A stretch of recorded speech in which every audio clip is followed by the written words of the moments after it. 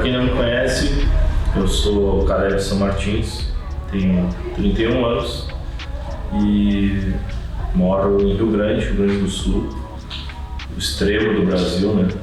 Pontinha lá de baixo. Sou casado com a Francine, minha esposa querida, mãe dos meus filhos. Tenho 3 filhos incríveis, a Esther, que tem 7 anos, o Benjamin, que tem 5, e temos uma filha que vocês vão saber um pouco mais da história no decorrer dos episódios, né? Emily, que tem 14 anos, e há aproximadamente 10 dias atrás descobri que vou ser pai novamente do meu 4º filho e do meu 3º filho biológico. Então, estamos vivendo um momento de muita felicidade em meio a mais projetos e mais desafios que a gente tem abraçado nesse tempo. E eu quero te convidar a conhecer um pouco mais da minha história nesse documentário que a gente preparou para vocês. Beleza? Segue aí e a gente vai te contar mais sobre isso. Dentro do envelopamento, comunicação visual, enfim. Eu comecei em 2009, né? Acabei trabalhando numa empresa de serigrafia e em pouco tempo de trabalho eu fui convidado pelo cara que era o meu chefe na época. Ele me perguntou se eu não queria comprar a empresa dele, ele estava doente e tal, e sentia que não ia conseguir trabalhar mais com isso e tal. E logicamente eu tinha 19 anos, né, no auge dos meus sonhos, de dúvidas também e tudo mais. Eu disse, cara, o que eu tenho é uma moto e eu posso colocar no negócio aí e tal. E aí ele, na época, disse, não, cara, não, tua moto vai precisar para atender os clientes, coisa e tal. Me fez uma proposta de dar para ele um valor de entrada e depois ele iria trabalhar comigo ainda por alguns meses, 4 meses, e no final do tempo terminar de pagar ele. E foi um tempo bem bacana assim, de trabalho. Logicamente que eu, muito novo, não entendia direito as coisas, né? Não entendia o que era o dinheiro de verdade, não sabia o que era insumo, enfim, foi um tempo bem maluco, assim. E assim que virou o ano, né, eu fechei o negócio com ele em setembro de 2009 e assim começou a Gênesis, né? A gente começou a trabalhar e correr atrás dos objetivos. Algumas pessoas me perguntam, né, por que o nome Gênesis. Na época a gente trabalhava forte com a questão de criação, né, logomarca, cartão de visitas. Eu fazia muito aqueles ímãs de geladeira, aqueles pequenininhos de PVC, sabe? Que a gente, de gás e água e tal. E eu fiquei pensando, cara, preciso de alguma coisa a ver com criação, né? Fui pra internet, pesquisei muita coisa. E por vir de uma família cristã, evangélica, o nome Gênesis surgiu rápido como o significado, né, de criação. E eu disse, cara, tem que pensar algum slogan, alguma coisa. E aí foi Gênesis, comunicação visual, uma nova forma de criar que virou nosso slogan até pouco tempo, né? Bom, eu comecei dentro do envelopamento, comunicação visual, enfim. Eu comecei em 2009, né? Acabei trabalhando numa empresa de serigrafia e em pouco tempo de trabalho eu fui convidado pelo cara que era o meu chefe na época. Ele me perguntou se eu não queria comprar a empresa dele, ele estava doente e tal, e sentia que não ia conseguir trabalhar mais com isso e tal. E logicamente eu tinha 19 anos, né, no auge dos meus sonhos, de dúvidas também e tudo mais. Eu disse, cara, o que eu tenho é uma moto e eu posso colocar no negócio aí e tal. E aí ele, na época, disse, não, cara, não, tua moto vai precisar para atender os clientes, coisa e tal. Me fez uma proposta de dar para ele um valor de entrada e depois ele iria trabalhar comigo ainda por alguns meses, 4 meses, e no final do tempo terminar de pagar ele. E foi um tempo bem bacana assim, de trabalho. Logicamente que eu, muito novo, não entendia direito as coisas, né? Não entendia o que era o dinheiro de verdade, não sabia o que era insumo, enfim, foi um tempo bem maluco, assim. E assim que virou o ano, né, eu fechei o negócio com ele em setembro de 2009 e assim começou a Gênesis, né? A gente começou a trabalhar e correr atrás dos objetivos. Algumas pessoas me perguntam, né, por que o nome Gênesis.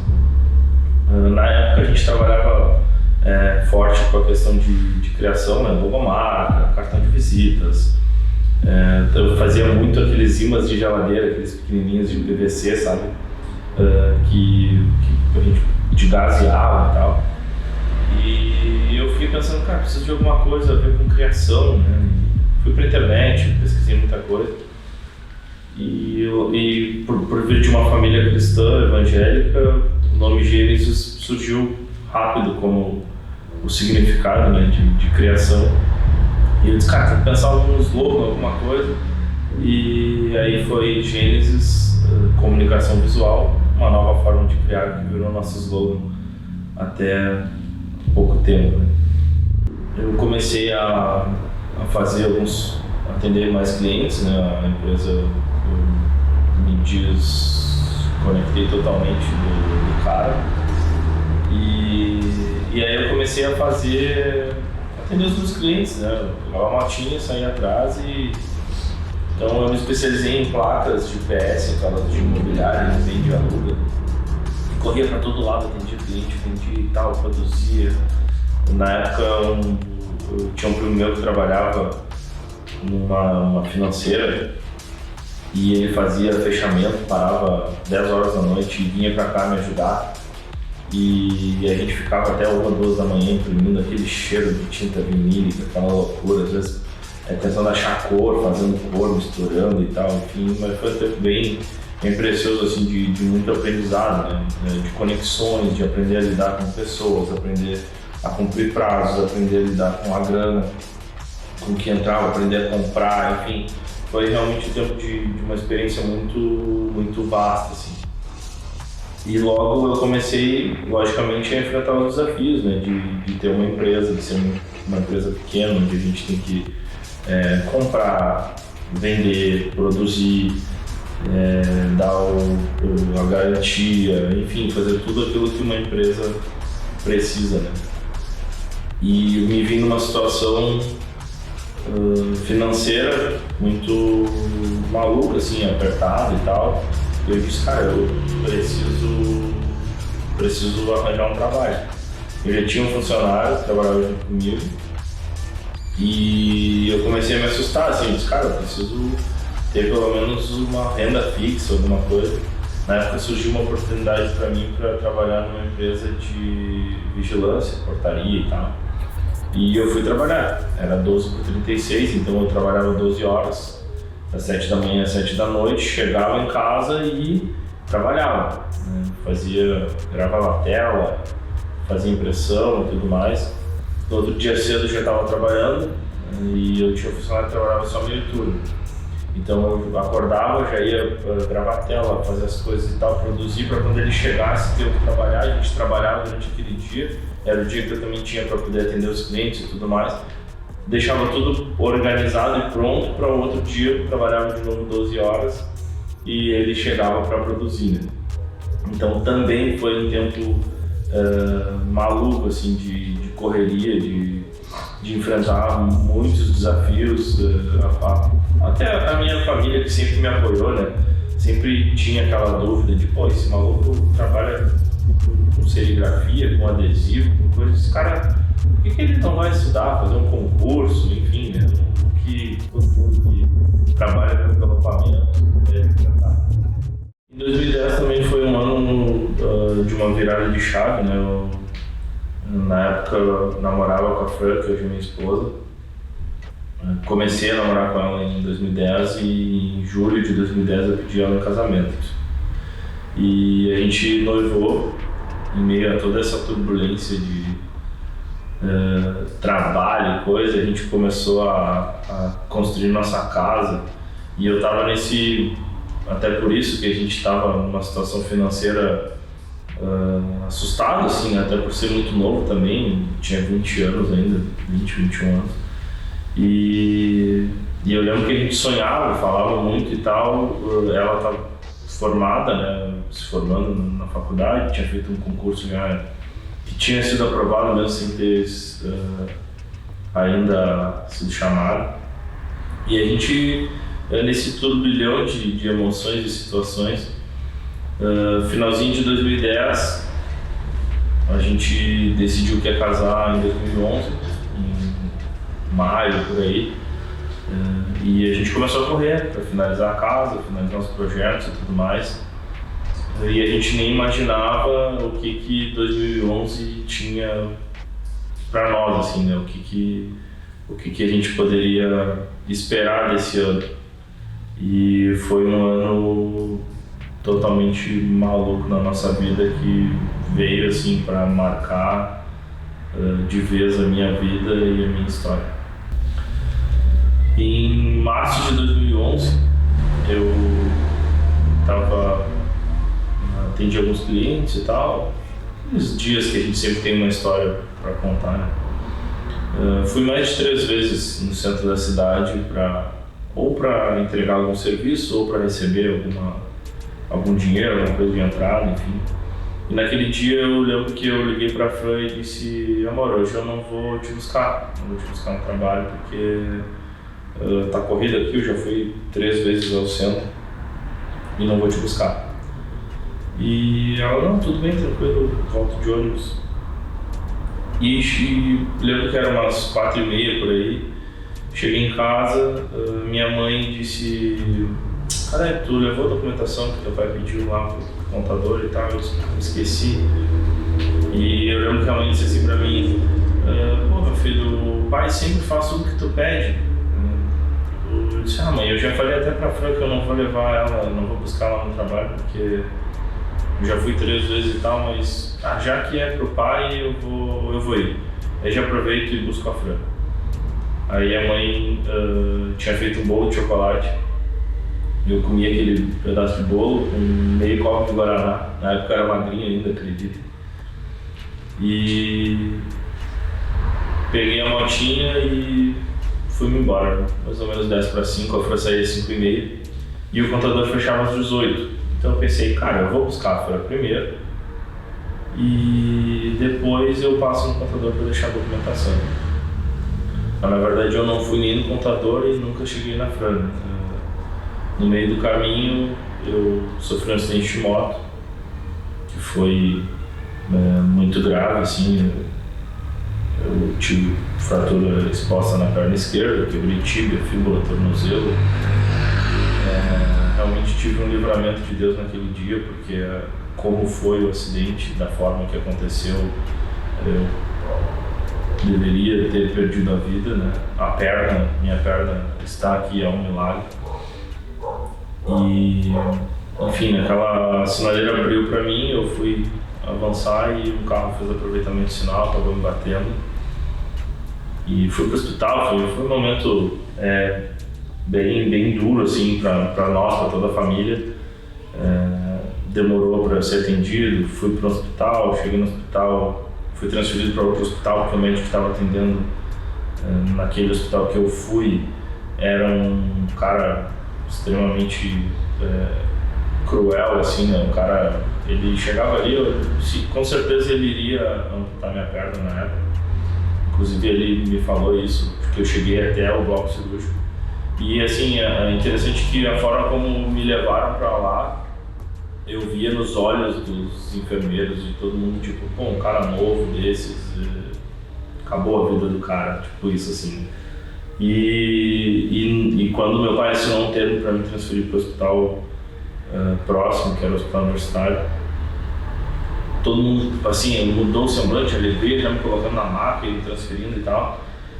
E ali, na verdade, eu estava lutando pela vida sem saber, assim, porque eu me sentia bem, só ouvia um barulho do sangue que estava caindo da minha perna, mas eu estava bem, assim, eu estava bem de todas as formas, sabe, mentalmente, espiritualmente, mas a minha vida estava correndo perigo, assim, estava perdendo sangue e qualquer hora eu podia ter uma parada cardiorrespiratória. Fui transferido para outro hospital e quando eu cheguei lá, a Santa Casa da cidade aqui não cedeu os exames, não cedeu nada. A gente teve que fazer tudo de novo, então eu tive que ir para a sala do raio-x, fazer tudo de novo para saber o que realmente tinha acontecido. Fiz a primeira cirurgia e fiquei no hospital uns 15, 20 dias mais ou menos. Mas ali, na verdade, começava uma luta para que eu mantivesse a minha perna, para que eu voltasse a uma vida normal. E na verdade hoje eu entendo que eu estava passando por um processo literal de metamorfose, né? Onde eu estava num momento ali de repente de muito sofrimento, que realmente foi. Minha esposa, a Fran, que hoje é minha esposa, sabe bem disso, os meus pais, que viveram isso na pele diretamente comigo, assim. E alguns poucos amigos que foram os que restaram depois do acidente, né? Passaram na prova, sabem o quanto a gente sofreu nesse tempo, assim, e não foi um tempo curto. Para vocês terem uma ideia, de 2011, meu acidente, eu fui ter alta médica de verdade em novembro de 2014. Então foi um tempo bem difícil, assim.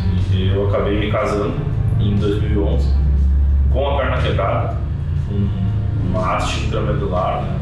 A mesma que o Anderson Silva colocou, alguns jogadores de futebol que já sofreram esse tipo de fratura também colocaram.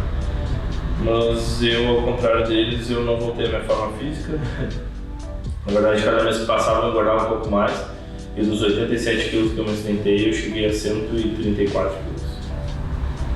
E daí foi um tempo bem maluco, assim. Os guris que estavam trabalhando comigo, tinha 2 pavos aqui trabalhando comigo, né? Um primo meu e um outro que é um grande amigo hoje. E eles seguraram as pontas, assim, mesmo na dúvida, no medo, né? De repente se iam receber o salário ou não, mas eles mantiveram a palavra até o que a gente tinha estabelecido, né? E eu, graças a Deus, nunca precisei parar mesmo de trabalhar. Eu lembro que eu trabalhava no hospital, ganhei um computador do meu irmão enquanto eu estava dentro do hospital, e lá mesmo a gente já deu um jeito de instalar o CorelDRAW na época, e eu então fazia arte para os clientes, resolvia, mandava imprimir, a gente terceirizava os cartões de visita, mas então mandava imprimir. Depois voltei para casa, a gente trabalhava com sublimação e tudo mais, então fazia canecas, tudo fazia do lado da cama, tinha uma mesinha assim do lado da minha cama que tinha impressora, as coisas eu sublimava, fazia tudo ali.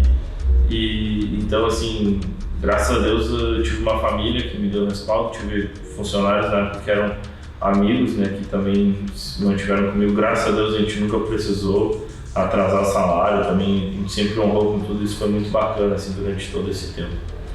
E assim que virou essa chave, a gente casou em novembro de 2011, com a perna quebrada ainda, minha perna ficava inchada, diminuía e tal. Eu peguei meu primeiro carro para fazer envelopamento. E, cara, foi uma história sensacional. Cara, meu primeiro carro envelopado foi uma história muito maluca, assim, né? Aqui na cidade tinha um rapaz, o Adriano, que deve estar me vendo aí. Ele tinha feito um carro, um Bora preto fosco, e aí foi aquela loucura, a cidade toda, como tudo, né, que é novo, divide opiniões, então tinham aqueles que diziam, pô, tu viu o cara que o teu carro não botou verniz e tal, os outros, pô, cara, tu viu o carro preto fosco, igual do Velozes e Furiosos, coisa e tal. E eu já tinha um gosto, né, aquela coisa por carro, já tinha feito vários carros com recorte eletrônico e tal, para empresas, né, comunicação visual. Já estava atuando em comunicação visual, então além da serigrafia a gente fazia a sublimação, os cartões de visita, fazia painel, fazia banner, fazia tudo que vinha a gente abraçava. E daí surgiu, tinha um cliente meu que eu já atendia com a frota da empresa dele, era só recortes e tal. Um dia ele me ligou e infelizmente a empresa dele já está extinta hoje mesmo. Ele me ligou e disse: "Ô Carelli, tudo bem, tranquilo e tal, cara, aqueles carros preto fosco tu faz?" E eu: "Faço."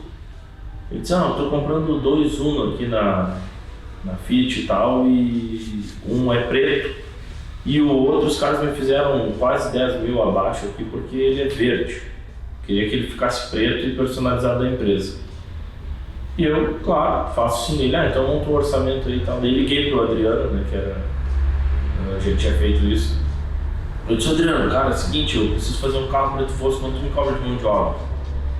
Aí na época ele me cobrou R$600. Ele disse: "Não, 600 pila e eu faço." Também na época, né, o material era muito barato, a gente nem sei se era muito barato, mas era a média perto de hoje, com certeza. A gente gastava 350, R$400 numa bobina. Então o meu custo descia de R$1.000. E eu cobrei do cliente 1.600, se não me engano, na época. Claro que ainda tinha alguns recortes, outras coisas e tal. E ele: "Não, tudo bem, vamos fazer." Aí eu trouxe esse carro pra cá, pra minha casa. Na época a loja aqui não existia, né? Não era assim o sistema dela. E a gente fez aqui, nesse primeiro quadrante aqui que hoje a gente tem a loja. A gente era na minha garagem, né, e a gente fez o carro aqui.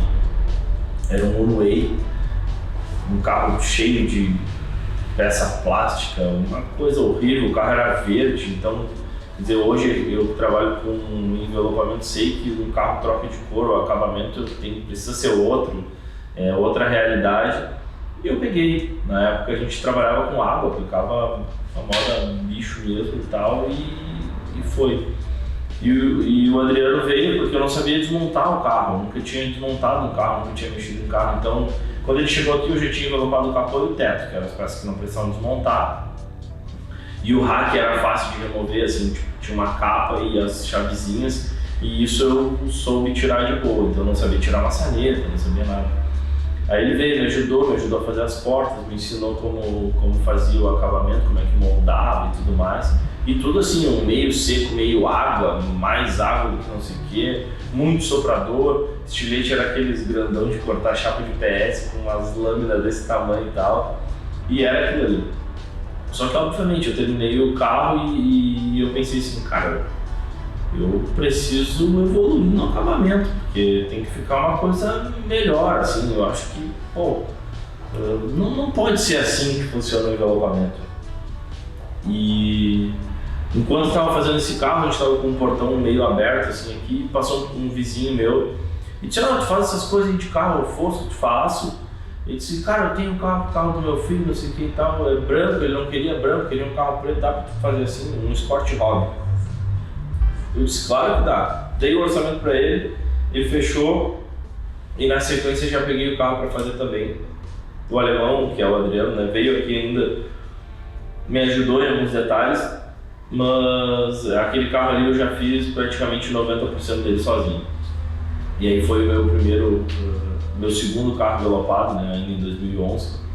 Já tinha me casado, e eu lembro que quando eu casei eu fui para Floripa e eu vi lá uma faixa de curso de envelopamento. E eu disse: cara, preciso fazer um curso de envelopamento. Não vou fazer na minha lua de mel porque por motivos óbvios, né?